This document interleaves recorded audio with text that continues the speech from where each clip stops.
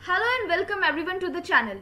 जैसा कि आप लोग जानते हैं, इस चैनल पे हमने पहले ही बीए ऑनर्स साइकोलॉजी और अप्लाइड साइकोलॉजी के सिलेबस के सेमेस्टर 1 के 2 यूनिट्स को कंप्लीट कर दिया है। ये सिलेबस है इंट्रोडक्शन टू साइकोलॉजी का। आज हम स्टार्ट करेंगे यूनिट 3 से। So let's start with our video. आज हमारे इस यूनिट का सबसे पहला टॉपिक है लर्निंग। लर्निंग क्या होती है? लर्निंग वर्ड सुन के ही आपके मन में आया होगा, ओ अच्छा, याद करना। आज हम पढ़ेंगे कि याद करना क्या होता है। सो लर्निंग का लिटरल मीनिंग होता है कि किसी भी चीज को याद करना या इस चीज को याद करना कि हमें कोई चीज कैसे करनी है। इसकी थोड़ी सी टेक्निकल डेफिनेशन, साइंटिफिक डेफिनेशन होती है। Learning is any relatively permanent change in behavior brought about by experience और practice। लर्निंग एक ऐसा प्रोसेस है जिसके थ्रू हम अपने बिहेवियर में चेंज लाते हैं। कोई नई चीजें सीख के उस बिहेवियर को चेंज करते हैं, उसके अंदर मॉडिफिकेशंस करते हैं। और ये सब चीजें होती है जब हम किसी भी चीज की प्रैक्टिस करते हैं या एक्सपीरियंस से। जैसे कि फॉर एग्जाम्पल, मैं अगर कोई थेरेपी सीखना चाहती हूँ, लेट्स से मैं एक्सप्रेसिव आर्ट थेरेपी सीखना चाहती हूँ। सो एक्सप्रेसिव आर्ट थेरेपी मैं कैसे सीखूंगी? जब मैं उस चीज के बारे में पढ़ूंगी। एक्सप्रेसिव आर्ट थेरेपी की जब मैं प्रैक्टिस करूंगी प्रैक्टिकल फील्ड में, तभी मैं इसको अपने बिहेवियर में ला पाऊंगी और अपना बिहेवियर चेंज कर पाऊंगी। और ऐसे ही मैं एक न्यू बिहेवियर याद कर लूंगी, लर्न कर लूंगी। सो ये होता है हमारा लर्निंग। अब इस डेफिनेशन के अंदर जो ये बहुत टेक्निकल सा वर्ड है, रिलेटिवली परमानेंट, इस टर्म का अब आप सोच रहे होंगे कि मतलब क्या होता है। ठीक है, हमने कोई बिहेवियर लर्न करा, हमने वो बिहेवियर सीख लिया, पर इस रिलेटिवली परमानेंट वर्ड का मतलब क्या है? इसका मतलब ये होता है कि जब भी आप कोई नई चीज सीखते हैं, कोई नया बिहेवियर सीखते हैं, तो जो आपका ब्रेन है उसके अंदर कुछ फिजिकली चेंजेस आते हैं और वो जो आपके चेंज है वो परमानेंट हो जाते हैं। सो इस वजह से लर्निंग जो होती है वो रिलेटिवली परमानेंट चेंज लाती है हमारे बिहेवियर में, क्योंकि उससे हमारे ब्रेन के अंदर भी फिजिकल चेंजेस आते हैं। अब ये भी कहा जाता है कि जो लर्निंग है वो मेमोरी से कनेक्ट होती है। अब आप सोच रहे होंगे ये मेमोरी से कैसे कनेक्ट होती है? लर्निंग मेमोरी से इस तरीके से कनेक्ट होती है कि जब भी को आप ये सोचिए लेमैन टर्म्स में कि जब भी आप कोई चीज याद करते हैं, तो अगर वो आपकी मेमोरी में ना रहे तो उस आपके याद करने का फायदा क्या होगा? जैसे कि कई बच्चों की मम्मियाँ कहती है कि ये तो ना घर से पढ़ के जाता है पेपर के लिए, पर इसे पेपर में जाके पता नहीं क्या हो जाता है। सो यहाँ पे लर्निंग बिना मेमोरी के काम नहीं आई। आपने घर पे लर्न कर लिया, पर जब अगर आपकी मेमोरी स्ट्रांग नहीं हुई, आपको पेपर के टाइम मेमोरी में वो याद नहीं आया, सो इस टाइम पे लर्निंग का आपका फिर कोई फायदा नहीं होगा। तो इस तरीके से जो हमारी लर्निंग है वो मेमोरी के प्रोसेस से कनेक्टेड है। हालांकि ये चीज़ प्रूफ नहीं है, पर कई रिसर्चर्स ने कहा है कि जो भी चीज़ हम लर्न करते हैं वो कहीं ना कहीं हमारी मेमोरी में रहती है। ऐसा नहीं है कि हमने कोई भी चीज़ लर्न करी और थोड़े टाइम बाद वो हमारी मेमोरी से बिल्कुल इरेज हो जाती है। ऐसा बिल्कुल भी नहीं है। तभी रिसर्चर्स ने कहा है unable to get to it but it's there, कि मेमोरी के अंदर जो भी हमने लर्न करा वो वहाँ पर होता है, पर हम उसे रिकॉल नहीं कर पाते, उस मोमेंट पे हम उसे रिट्रीव नहीं कर पाते। अब आता है हमारा नेक्स्ट पॉइंट। इस पॉइंट में आप ये सोचिए कि अगर हमारे बिहेवियर से हमें पेन मिलता है तो क्या हम वो बिहेवियर रिपीट करते हैं? नहीं ना। सो इस लाइन का मतलब यही है कि अगर हमारे बिहेवियर से हमें पेन मिले या फिर उस बिहेवियर, उस एक्शन की वजह से हमें कोई किसी भी तरीके का दुख पहुंचे, तो हम उस बिहेवियर को दोबारा रिपीट नहीं करते, हम उस बिहेवियर को चेंज कर देते हैं ताकि हमें दोबारा कोई पेन ना मिले। और ऐसा ही होता है जब हमें कोई चीज़ प्लेजर देती है। जब कोई चीज़ हमें बहुत ज़्यादा खुशी देती है, प्लेजर देती है, तो हम उस बिहेवियर को रिपीट करते रहते हैं ताकि हमें वो अच्छा एक्सपीरियंस बार बार मिलता रहे। सो ये होता है हमारा चेंजेस इन बिहेवियर। अब यहाँ से एक क्वेश्चन अराइज होता है जो कि मेरे हिसाब से बहुत इम्पोर्टेंट भी है कि क्या जो भी हम बिहेवियर चेंज करते हैं क्या वो लर्निंग से ही होता है। सो इसका आंसर है अ बिग नो, ऐसा नहीं है। कुछ चीज़ें हमारी लर्निंग से चेंज होती है, जैसे कि मैंने किसी भी गर्म चीज़ पे हाथ लगाया और मेरा हाथ जला, तो मैंने वहाँ पे ये चीज़ याद कर ली, लर्न कर ली कि अगर मैंने इस गर्म चीज़ पे छुआ तो मुझे दर्द होगा, तो इसलिए मैंने थ्रू लर्निंग मेरा वो बिहेवियर चेंज कर दिया। पर अगर हम किसी नेचुरल फेनोमेना की वजह से कोई चेंज आता है, फॉर एग्जाम्पल हमारी हाइट चेंज हुई, हमारा वेट चेंज हुआ, सो वो सब चीज़ें आती हैं हमारे मैच्योरेशन में। मैच्योरेशन होता है जेनेटिक ब्लूप्रिंट पे डिसाइड होता है, इसमें हमारा कोई हाथ नहीं होता कि अगर हमने लर्न करा तो होगा वरना नहीं होगा, ऐसा कुछ नहीं है। जो मैच्योरेशन होता है वो लर्निंग और चेंजिंग से बहुत अलग होता है। अब आता है हमारा नेक्स्ट क्वेश्चन कि हम कुछ भी चीज़ को कैसे याद करते हैं, कैसे किसी भी बिहेवियर को हम चेंज करते हैं। सो इसका एक बहुत सिंपल सा एग्जाम्पल है, हम कभी कभी अपने खुद के एक्सपीरियंसेस से चीज़ें सीखते हैं, कभी कभी हम दूसरे लोगों के एक्सपीरियंसेस को देख के भी अपने बिहेवियर को चेंज करते हैं, कोई नया बिहेवियर लर्न करते हैं।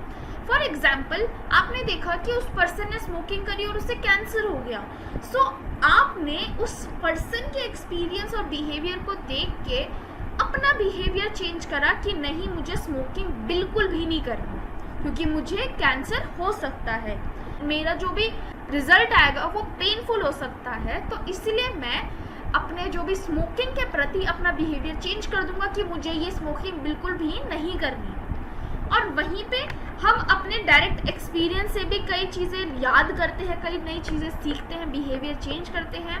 फॉर एग्जाम्पल मैंने ये चीज़ एक्सपीरियंस करी कि मैंने इस बार पेपर में पढ़ाई नहीं करी थी तो मैं फेल हो गई, तो मैंने ये चीज़ सीख ली कि अगर मैं पढ़ के जाऊँगी तो ही मैं अच्छे नंबर ला पाऊँगी, वरना मैं नहीं लाऊँगी, तो अगली बार से मैं पढ़ाई करके जाऊँगी। मैंने अपने बिहेवियर में चेंज कर लिया कि मैं अगली बार से पढ़ाई करूँगी। सो इस तरीके से थ्रू डायरेक्ट और इनडायरेक्ट एक्सपीरियंसेस हम किसी भी चीज़ को सीख सकते हैं, लर्न कर सकते हैं, किसी भी नए बिहेवियर को। अब आता है हमारा next point, changes produced by learning are not always positive in nature. ये चीज़ बहुत ऑब्वियस है, अगर आप कोई भी नई चीज़ सीखते हैं तो ये चीज़ ज़रूरी नहीं होती कि वो हमेशा पॉजिटिव होगी। फॉर एग्जाम्पल आपने किसी मूवी में देखा कि अच्छा उसका हीरो तो लड़कियों को छेड़ता है पर वो बहुत कूल लगता है, तो आपने पर्सन के बिहेवियर से ये चीज़ याद कर ली कि अगर मैं लड़कियों को छेड़ूंगा कूल लगूंगा, तो आपने ये नेगेटिव बिहेवियर किसी और को देख के सीख लिया। सो इस वजह से हमारी हमेशा लर्निंग पॉजिटिव इन नेचर नहीं होती। अब हम बात करेंगे बेसिक फॉर्म्स ऑफ लर्निंग के बारे में। हमने ये तो पढ़ लिया कि लर्निंग हम डायरेक्टली और इनडायरेक्टली कर सकते हैं, पर कोई भी चीज़, किसी भी नए बिहेवियर को लर्न करने में हम क्या क्या वेज अपना सकते हैं। कुछ जो साइकोलॉजिस्ट थे वो मानते थे कि किसी भी चीज़ को याद करने की बहुत सारी फॉर्म्स होती हैं। सबसे पहली होती है classical conditioning. It is a form of learning in which two stimulus events become associated in such a way that the occurrence of one event reliably predicts the occurrence of the other। इसका simply मतलब ये है कि classical conditioning के अंदर हम दो stimulus events को एसोसिएट करते हैं ताकि अगर कोई भी एक इवेंट हुआ तो उससे हमारा दूसरा इवेंट भी हो जाएगा। फॉर एग्जाम्पल अगर हम चाहते हैं कि कोई भी पर्सन अपनी ड्रिंकिंग छोड़ दे, तो हम क्या करेंगे, क्लासिकल कंडीशनिंग के हिसाब से हम उसकी ड्रिंक में ऐसी कोई दवाई मिला देंगे, तो जब जब वो ड्रिंक पिएगा उसे तब तक वॉमिट होएगी, तो ऐसे वो थोड़े टाइम बाद अपने उस बिहेवियर को छोड़ सकता है क्योंकि हमने ड्रिंकिंग को एसोसिएट कर दिया वॉमिट से। तो ये हो गया हमारा क्लासिकल कंडीशनिंग। इसके अंदर हम एवर्जन की भी बात करते हैं। एवर्जन वही है जिसकी अभी हमने बात करी कि हमने ड्रिंकिंग को वॉमिट से कनेक्ट कर दिया, एसोसिएट कर दिया ताकि वो ड्रिंकिंग को छोड़ दे, तो इससे उस पर्सन को ड्रिंकिंग एवर्जन हो जाएगा कि अगर मैंने ड्रिंक करी तो मुझे वॉमिट होगी और वो मेरा बहुत बुरा एक्सपीरियंस होगा, तो इसलिए उसने ड्रिंकिंग छोड़ सकता है। अब आता है हमारा operant conditioning. It is the form of learning in which organisms learn associations between behavior and stimuli that either antecedent or precede them or follow them या consequences. इसका सिंपली मतलब ये होता है कि एक पर्सन ये देखता है कि मेरे इस बिहेवियर का क्या असर होता है. अगर मेरे इस बिहेवियर का बहुत अच्छा असर है तो मैं उसे रिपीट करूंगा, वरना मैं नहीं करूंगा. इसका एक एग्जाम्पल ऐसे हो सकता है कि कोई भी पॉलिटिशियन है, उस पॉलिटिशियन ने देखा कि जब मैं लोगों के सामने अपनी स्पीच में कंट्री के बुरे हालात की बात करता हूँ कि ये आज स्कूल कितने मुश्किल में थे, या फिर हमारी जो सड़कें हैं वो खराब है, वुमेन सेफ नहीं है, तो जो वहाँ के लोग थे वो उसकी निंदा कर रहे थे, उसके जो स्पीच था उससे उठ के जा रहे थे. तो ये चीज उसे नहीं सही लगी, तो उसने थोड़े टाइम बाद क्या किया, अपनी स्पीच चेंज कर दी. अब स्पीच के अंदर उसने अच्छी अच्छी चीजें बताई कि जो भी आप लोग जैसे टैक्सेस देंगे उसका हम किस तरीके से इस्तेमाल करेंगे, हमारी क्या क्या प्रोग्रेस हो रही है. उसने पॉजिटिव चीजों की बात करी. उसका रिजल्ट क्या हुआ कि लोगों को वो अच्छा लगा, उन्होंने उसकी स्पीच बहुत अच्छे से सुनी. ये इसके अंदर उसने अपनाई ऑपरेंट कंडीशनिंग कि जैसे उसे पता लगा कि नहीं इसका रिजल्ट अच्छा नहीं है तो मैं इस चीज को चेंज कर दूंगा, तो उसने चेंज कर दिया और उसके बिहेवियर में चेंज करने से, उसकी स्पीच में चेंज करने से उसका रिजल्ट बहुत अच्छा आया. अब आती है हमारी observation learning. Observation learning is a form of learning in which organisms learn by observing the behaviors and the consequences of behaviors of others around them. इसके अंदर जो भी पर्सन, जो भी इंडिविजुअल होता है, वो दूसरों के बिहेवियर को ऑब्जर्व करके और उनके बिहेवियर से क्या क्या रिजल्ट निकले, उन सारी चीजों को ऑब्जर्व करके, एनालाइज करके अपना बिहेवियर चेंज कर सकता है. फॉर एग्जाम्पल, हम ऐसा क्यों कहते हैं कि जब जो छोटे बच्चे होते हैं उसके सामने हमें कोई भी गलत चीज नहीं देखनी चाहिए, कोई भी वायलेंट चीज नहीं देखनी चाहिए, क्योंकि उससे बच्चा उस चीज को इमिटेट कर सकता है, उस चीज को रिपीट कर सकता है. तो अगर उस बच्चे ने कोई भी ऐसी, मान लीजिए उसके आगे आपने फाइटिंग सीन लगा दिया और उसने फाइटिंग सीन देख के कोई भी फाइट का एक्शन सीख लिया, तो ये होगी उसकी ऑब्जर्वेशनल लर्निंग कि उसने किसी और के बिहेवियर और उसके कॉन्सिक्वेंस को देख के नया बिहेवियर लर्न कर लिया. ये होती है हमारी ऑब्जर्वेशन लर्निंग. अब हम इन सारी फॉर्म्स को आगे डिटेल में पढ़ेंगे.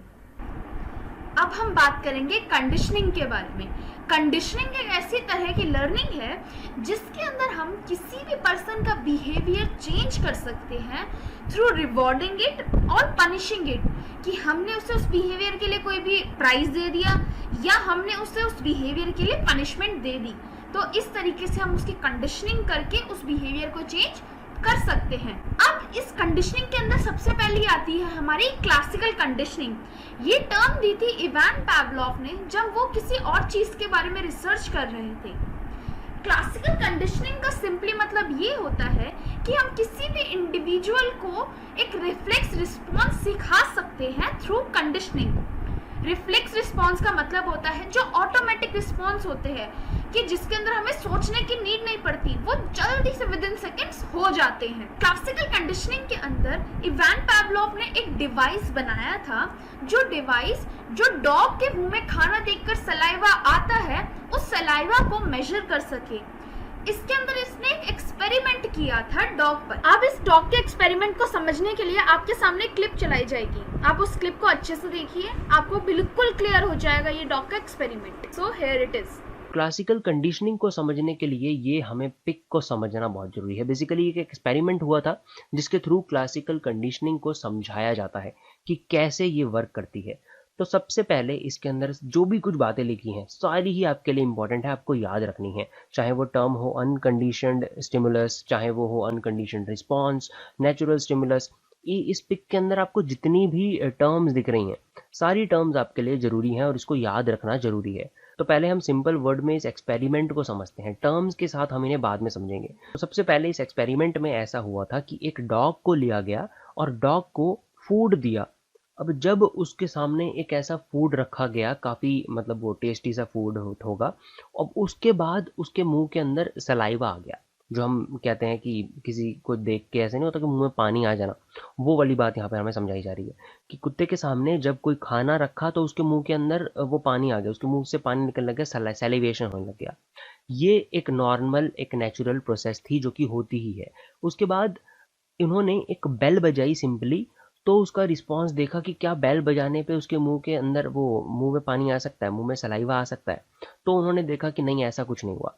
जब उसके सामने खाना रखा गया तो उसके मुंह से सेलिब्रेशन हुआ, पर उसके सामने जब हमने बेल बजाई तो ऐसा कुछ नहीं हुआ, विच इज़ वेरी नेचुरल। किसी को बेल बजाने से ऑफकोर्स ये नहीं हो सकता है। उसके बाद उस एक्सपेरिमेंटर ने ये किया कि बेल पहले बजाई और साथ में फूड दिया, यानी कि पहले बेल रिंग हुई टन टन टन, उसके बाद उसके सामने फूड आया, उसके बाद उसके मुंह में सलाइवा आया, यानी कि ये भी ऑफ कोर्स फिर फूड की वजह से उसके मुंह में सलाइवा आ रहा है।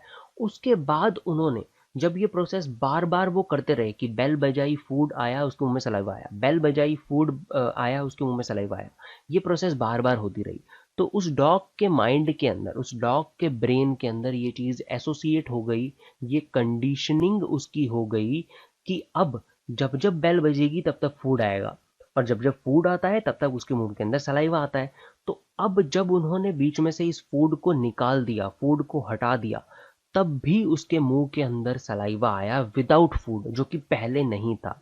अब ये प्रोसेस होने के बाद जब एक्सपेरिमेंटर ने सिर्फ बेल बजाई, तब भी डॉग के मुंह के अंदर पानी आ गया, उसको सेलिब्रेशन प्रोसेस होने लग गई। ये इसीलिए हुआ क्योंकि अब वो उसको आदत हो गई थी कि जब जब बेल बजती है तब तक फूड भी मेरा आएगा ही आएगा। बट अगली बार उन्होंने फूड नहीं दिया, तब भी उसके मुंह में सलाइवा आया। तो ये प्रोसेस है जिससे हम समझते हैं कि क्लासिकल कंडीशनिंग क्या होती है। तो बेसिकली अब इसको हम टर्म्स के साथ एक बार देख लेते हैं। जो हमने वो फूड दिया था वो हो गई हमारी अनकंडीशनड स्टिमुलस। ये अनकंडीशनड मतलब कि जिसमें हमने कोई छेड़खानी नहीं करी है, वो वाली हमारी स्टिमुलस। स्टिमुलस मतलब कोई भी नेचुरल इवेंट जो कि एनवायरनमेंट में होता है, और रिस्पॉन्स आप समझते हैं। और ये है हमारा अनकंडीशनड रिस्पॉन्स, यानी कि इसकी वजह से क्या रिस्पॉन्स हुआ।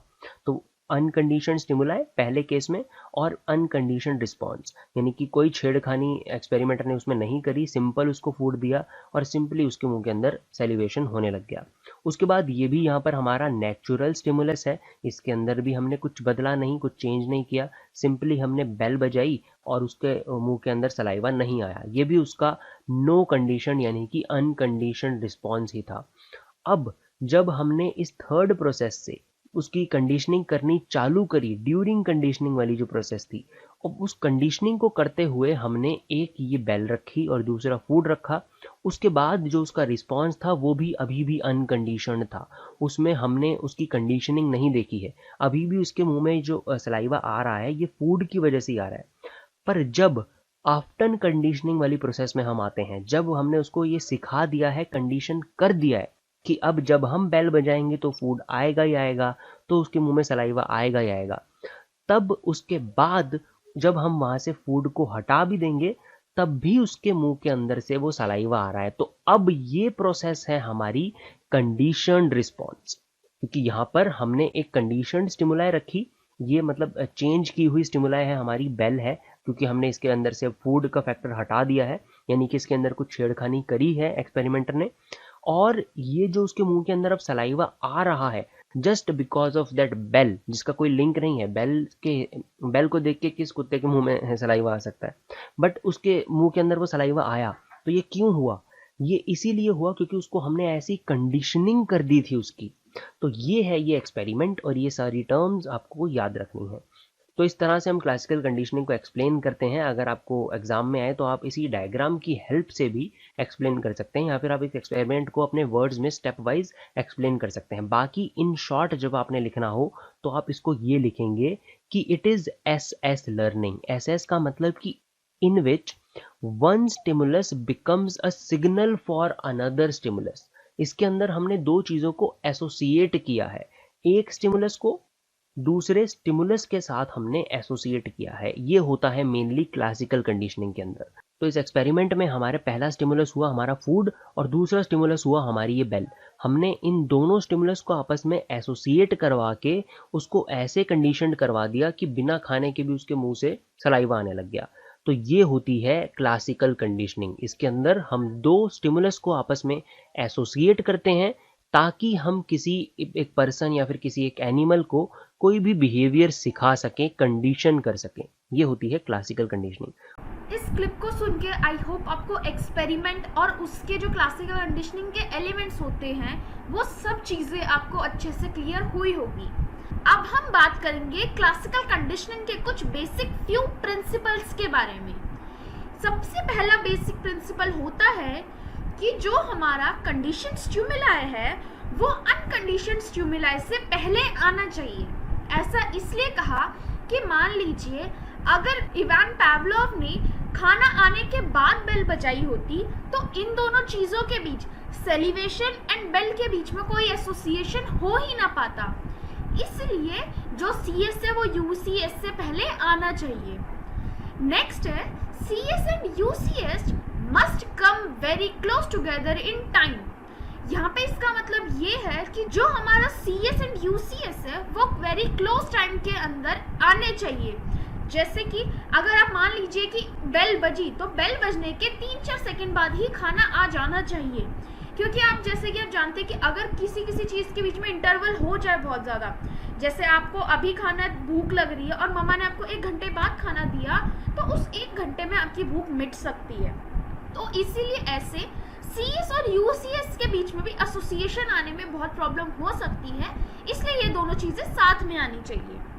फिर आता है हमारा neutral stimulus must be pair with the UCS often. जो हमारा न्यूट्रल स्टिमुलस है वो हमारे UCS के साथ होना चाहिए, ऐसा नहीं कि ये दोनों चीज़ें अलग अलग रहें। और लास्ट आता है हमारा CS इज डिस्टिंक्टिव, कि जो भी हमारा कंडीशन स्टिमुलस है जो बाकी स्टिमुलस है उनसे थोड़ा अलग होना चाहिए। फॉर एग्जाम्पल जैसे कि लेबोरेटरी के अंदर नॉर्मली बेल नहीं बजती थी तो डॉग के लिए वो बेल आम बात नहीं थी, पर जब वो बेल बजी इन द एक्सपेरिमेंट तब उसने सेलिवेशन किया।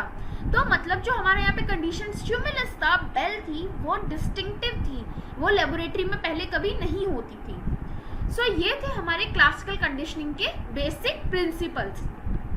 अब हम बात करेंगे हमारे नेक्स्ट टॉपिक के बारे में, that is stimulus generalization and discrimination. एक क्वेश्चन बहुत बड़ा अराइज होता है कि जो डॉग था उसने लेबोरेटरी वाली बेल पे सुन के बाद में आफ्टर कंडीशनिंग सलाइवेशन किया, बट अगर हम उसे कहीं और की दूसरी बेल सुनाते साउंड थोड़ा बहुत सिमिलर होता, पर अगर हम उसे वैसी ही सिमिलर साउंड वाली बेल सुनाते क्या तब भी उसके मुंह में सलाइवा आता?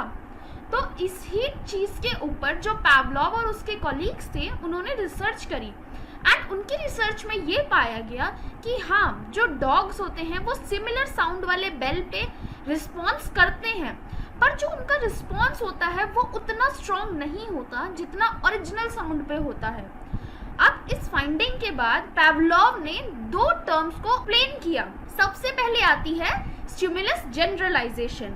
स्टिमुलस जनरलाइजेशन एक ऐसी टेंडेंसी होती है जिसके अंदर हम सिमिलर साउंड वाले बेल पे भी या सिमिलर साउंड वाले स्टिमुलस पे भी रिस्पॉन्ड करते हैं। अगर वैसी हमें कोई डिफरेंट बेल की आवाज़ सुनाई जाए तब हम रिस्पॉन्ड नहीं करेंगे, पर जो सेम होती हैं लगभग उन पे हम रिस्पॉन्ड करते हैं। This is called stimulus generalization. For example अगर किसी भी पर्सन को मान लीजिए वो जो डेंटिस्ट की ड्रिल मशीन टाइप नहीं होती जिससे वो दांतों में कुछ करते हैं, उससे किसी भी पर्सन को डर लगता है और उस पर्सन ने अपने घर पर उसी की सिमिलर साउंड वाली मान लीजिए ग्राइंडर का साउंड सुन लिया, ग्राइंडर का भी साउंड मान लीजिए सेम हुआ, तो उसे उस टाइम पे उस आवाज़ को सुन के डर लगेगा कि ये तो डेंटिस्ट के ड्रिल जैसी आवाज़ है। तो ये होता है स्टिमुलस जनरलाइजेशन, कि उसने जनरलाइज कर दिया कि ये दोनों स्टिमुलस सेम है। इसके बाद आता है next topic, that is stimulus discrimination. अब जो वो पावलोव और उसके कोलीग्स थे उन्होंने ये भी बताया कि कुछ टाइम तक तो वो सिमिलर साउंड वाली बेल्स पे डॉग रिस्पॉन्ड कर रहे थे, पर उन्हें उस बेल के साथ में खाना नहीं दिया जा रहा था।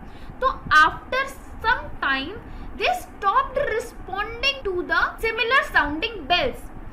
उन्होंने थोड़े टाइम बाद सिमिलर साउंड वाले बेल्स पे रिस्पॉन्ड करना बंद कर दिया क्योंकि उनको उसके साथ खाना नहीं मिल रहा था। तो ऐसे ही ये होता है स्टिमुलस डिस्क्रिमिनेशन, कि हम एक टाइम के बाद दोनों स्टिमुलस में डिफरेंशिएट कर पाते हैं कि फेक स्टिमुलस कौन सा है और ओरिजिनल स्टिमुलस कौन सा है। अभी जैसे मैंने आपको वो ड्रिल मशीन वाला एग्जाम्पल दिया था, अगर बार बार उस पर्सन को आप वही आवाज़ सुनाते रहेंगे और उसे पता लगेगा नहीं मुझे इससे दर्द नहीं हो रहा, मुझे इससे कोई भी इफेक्ट नहीं हो रहा, जो ग्राइंडर मशीन की आवाज़ थी, तो थोड़े टाइम बाद उसको उस चीज़ से, ग्राइंडर मशीन की आवाज़ से डर लगना बंद हो जाएगा, क्योंकि उस टाइम पे उसको उस ग्राइंडर मशीन से दर्द थोड़ी ना हो रहा है। तो ऐसे ही उसने ग्राइंडर मशीन और वो जो डेंटिस्ट की ड्रिल मशीन होती है उसके अंदर डिफरेंस करना, डिस्क्रिमिनेशन करना सीख लिया है। तो ये दोनों टॉपिक्स पैवलोव और उनके कॉलीग्स ने एक्सप्लेन किए थे इन दिस एक्सपेरिमेंट। अब हम बात करेंगे क्लासिकल कंडीशनिंग के कुछ इंपॉर्टेंट टर्म्स के बारे में जिनको पैवलोव ने एक्सप्लेन किया था। सबसे पहले आती है एक्सटिंक्शन। आप मान लीजिए अगर पैवलोव ने बेल बजने के बाद डॉग्स को खाना देना बंद कर दिया, तो क्या बाद में भी बेल बजने के बाद क्या डॉग सैलिवेशन करेंगे? क्या उनके मुंह में पानी आएगा? इस क्वेश्चन से अराइज हुआ ये टर्म एक्सटिंक्शन, कि जब पैवलोव ने बेल के बाद खाने को हटा दिया तो कुछ टाइम बाद जो ये सैलिवेशन का रिस्पॉन्स था ये खत्म हो गया, ये हट गया, और इसे ही हम कहते हैं extinction, the disappearance or weakening of learned response, जो कि था हमारा salivation after the ringing of bell, following the removal or absence of unconditioned stimulus or the removal of reinforcer. Reinforcer के बारे में हम ऑपरेंट कंडीशनिंग के अंदर बात करेंगे। तो इसका सिंपली मतलब यही हुआ कि जैसे ही पैवलोव ने बेल के बाद खाना हटा दिया तो कुछ टाइम बाद बेल बजने के बाद डॉग के मुंह में पानी नहीं आ रहा था। ये होता है एक्सटिंक्शन, जब लर्न रिस्पॉन्स खत्म या वीक हो जाता है। पर आप ये सोचिए, हमने लर्निंग की डेफिनेशन में ये पढ़ा था कि learning is any relatively permanent change.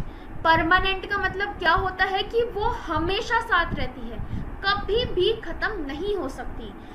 ऐसा ही कुछ हुआ पैवलोव वाले केस में। उसने क्या किया, कुछ टाइम तक ना उसने बेल भी बजाना बंद कर दी, उसने बेल खाना सब हटा दिया बिल्कुल। तो उस टाइम तक जो सैलिवेशन वाला रिस्पॉन्स था ये एक्सटिंक्ट हो गया। पर जैसे ही कुछ टाइम बाद, कुछ हफ्ते बाद पैवलोव ने डॉग के आगे दोबारा बेल बजाई, तो यू वुड इमेजिन उस टाइम पे डॉग के मुंह में दोबारा सलाइवा आया।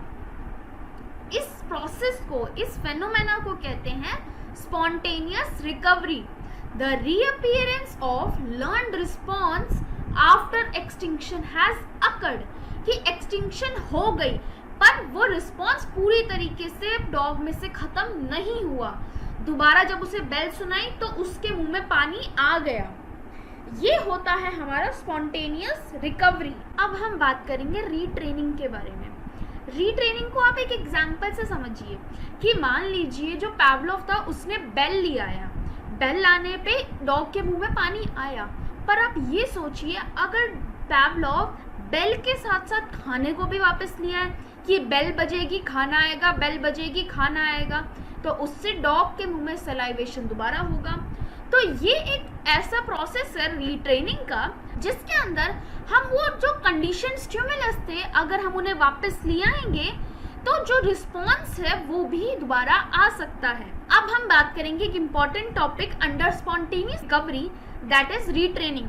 रीट्रेनिंग का एक एग्जाम्पल आप ऐसे समझिए कि जब डॉग के सामने हम बेल के साथ साथ दोबारा खाना भी लाना स्टार्ट कर दें तो उसके मुंह में दोबारा से मुंह में पानी आने लग जाएगा। तो रीट्रेनिंग के अंदर यही होता है कि स्टिमुलस है वो दोनों स्टिमुलस हमारे सामने लाए जाते हैं तो हमारा जो भी रिस्पॉन्स है वो भी दोबारा अकर हो जाता है एक्सटिंक्शन के बाद भी। तो इसका सिंपली मतलब ये होता है जो हमारा जो रिस्पॉन्स होता है वो कहीं खत्म नहीं होता, उसे हम अनलर्न नहीं कर सकते, वो जस्ट सप्रेस हो जाता है। ये कॉन्सेप्ट होता है हमारा रीट्रेनिंग का। अब क्लासिकल कंडीशनिंग के अंदर एक थोड़ा हाई लेवल का भी कॉन्सेप्ट आता है, that is higher order conditioning. मान लीजिए अगर पैवलोव बेल बजाने से पहले ताली बजाए, ताली बजाने के बाद बेल बजाए और फिर उसके बाद डॉग को खाना दे। अगर उस डॉग की कंडीशनिंग इस प्रोसेस में हो, मतलब जो न्यूट्रल स्टिमुलस है, न्यूट्रल स्टिमुलस यहाँ पे हमारा होगा जो हमारी ताली बजाना है, जिसका हमारे रिस्पॉन्स पे कोई असर नहीं है अभी, तो उस न्यूट्रल स्टिमुलस को, उस कंडीशन स्टिमुलस को और उस अनकंडीशन रिस्पॉन्स को अगर हम साथ में एसोसिएट कर दें, तो कुछ टाइम बाद कंडीशनिंग में क्या होगा कि जो डॉग है वो ताली की आवाज पे भी सेलिब्रेशन करने लग जाएगा। ये होती है हमारी हायर ऑर्डर कंडीशनिंग, कि जो हमारा न्यूट्रल स्टिमुलस है वो हमारे कंडीशन स्टिमुलस से एसोसिएट हो जाता है, जो कि हमारे कंडीशन रिस्पॉन्स से ऑलरेडी एसोसिएट होता है, और इससे जो हमारा न्यूट्रल स्टिमुलस है वो सेकंड कंडीशन स्टिमुलस बन जाता है। सो ये होता है हमारा हायर ऑर्डर कंडीशनिंग। अब हम बात करेंगे कंडीशनड इमोशनल रिस्पॉन्सेस के बारे में।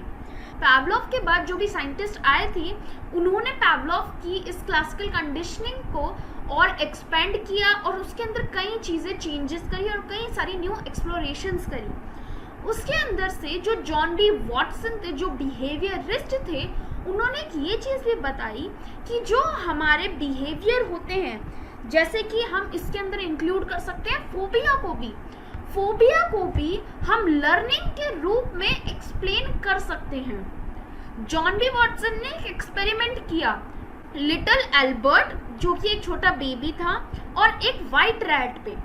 तो इस एक्सपेरिमेंट के अंदर जॉन बी वॉटसन ने क्या किया कि उसने जो बेबी था, बेबी के आगे रैट रखा और उस रैट के साथ में एक नॉइजी सा साउंड भी रख दिया कि जिससे बहुत शोर आए। तो जो लिटिल एल्बर्ट, तो जो बेबी था, उसे रैट से डर नहीं लगता था, पर उसे साउंड से डर लगता था, उस नॉइजी साउंड से। तो वो जो जैसे ही उसने रैट को देखा और उसको वो आवाज़ आई, तो वो उस टाइम पे रोने लग गया। और जब ये चीज़ बार बार रिपीट करी गई कि जैसे ही बेबी के सामने रैट आया और वो साउंड आया, तो बेबी क्राई करने लग गया। तो जब थोड़े टाइम बाद जब ये साउंड नहीं आया और सिर्फ रैट बेबी के सामने आया, तो बेबी सिर्फ रैट को देख के भी रोने लग गया। पहले वो रैट को देख के नहीं रोता था, पर आफ्टर दिस कंडीशनिंग वो रैट को भी देख के रोने लग गया। तो ये था जॉन बी वॉटसन का एक्सपेरिमेंट। इस एक्सपेरिमेंट के अंदर जो हमारा लाउड नॉइज था वो था हमारा अनकंडीशनड स्टिमुलस, और जो भी उस बच्चे का नॉइज से प्रति डर था वो था अनकंडीशनड रिस्पॉन्स। और जब वो वाइट रैट हमारा कंडीशन स्टिमुलस बन गया, तो जो वो रैट का फियर बेबी को हुआ कि मैं इसको देखते ही मेरे को बहुत आवाज़ सुनाई देती है, तो मेरे को इसको देख के रोना चाहिए, तो वो उस टाइम पे वो जो रैट का फोबिया था वो बन गया हमारा कंडीशन रिस्पॉन्स। आज के टाइम में ये एक्सपेरिमेंट आप नहीं कर सकते, क्योंकि आज के टाइम में ये हमारी जो कमेटी है वो अलाउ नहीं करेगी कि हमारी वजह से किसी बेबी को ऐसे डिस्ट्रेस तो वो रोए। पर पहले के टाइम पे जॉन बी वॉटसन ने ये एक्सपेरिमेंट किया था। ये जो एक्सपेरिमेंट हमने एक्सप्लेन किया द लर्निंग ऑफ फोबियाज, ये एक बहुत अच्छा एग्जाम्पल है कंडीशनड इमोशनल रिस्पॉन्सेस का, कि हम थ्रू कंडीशनिंग इमोशनल रिस्पॉन्सेस भी किसी को सिखा सकते हैं। आप टीवी में एडवर्टीजमेंट्स तो देखते होंगे, उस एडवर्टीजमेंट्स के अंदर आपने ये चीज़ नोटिस की होगी, जो एडवर्टाइजर्स हैं वो हमें ऐसी ही चीज़ें दिखाते हैं जो हमारे लिए अट्रैक्टिव है। फॉर एग्जाम्पल, आप कोई भी बेबी सोप की ऐड देखिए, उसके अंदर आपको बहुत क्यूट सा बेबी दिखाएंगे जिससे आप इमोशनली अटैच्ड हो सकते हो कि ओ कितना क्यूट बेबी है, या फिर कितना प्यारा सा है, कितना छोटा सा है, उस बेबी की स्किन भी इतनी सॉफ्ट है, वो इस साबुन से नहा के बहुत खुश है। तो वहाँ पे बहुत ज़्यादा चांसेस बढ़ जाते हैं कि आप उसी ऐड को देख के अपने बेबी के लिए भी वो सोप लेके आए। तो जो एडवर्टाइजर्स होते हैं वो यही टेक्निक अप्लाई करते हैं हमारे ऊपर, ताकि हम जो भी उनका प्रोडक्ट है वो इजीली खरीद सके। ये हमारा एग्जाम्पल है कंडीशनड इमोशनल रिस्पॉन्सेज का। अब आप सोच रहे होंगे कि कंडीशनिंग अगर हमारे ऊपर होती है तो ही हम किसी भी चीज़ को सीखते हैं, पर ऐसा नहीं है। हम कभी कभी कई चीज़ों को दूसरों को देख के भी सीख सकते हैं।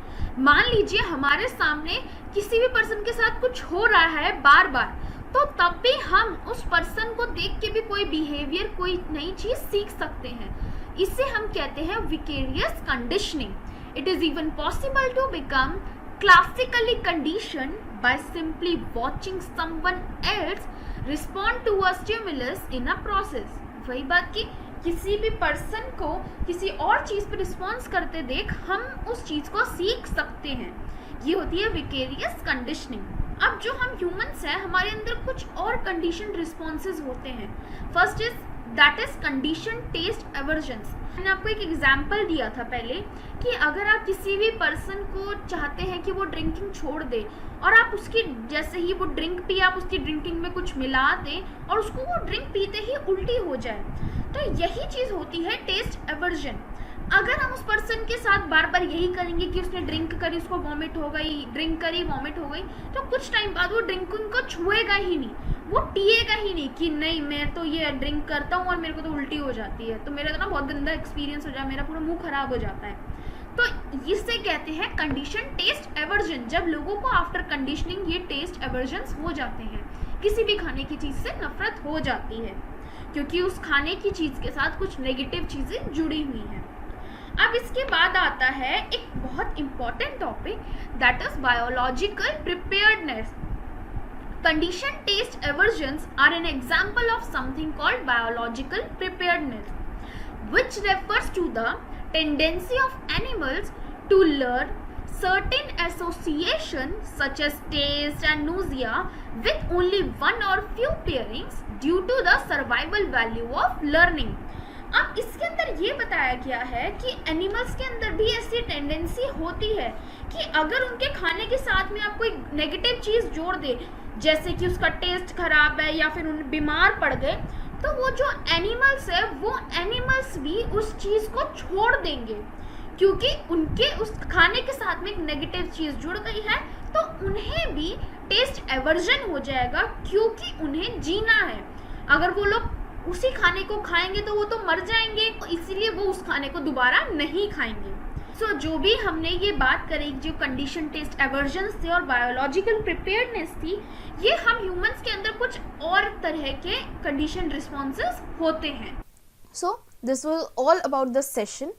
अगर आपको कोई भी डाउट हो तो आप कमेंट सेक्शन में पूछ सकते हैं, and please share it with your friends and don't forget to hit the subscribe button and turn on the bell icon. Thank you so much for watching.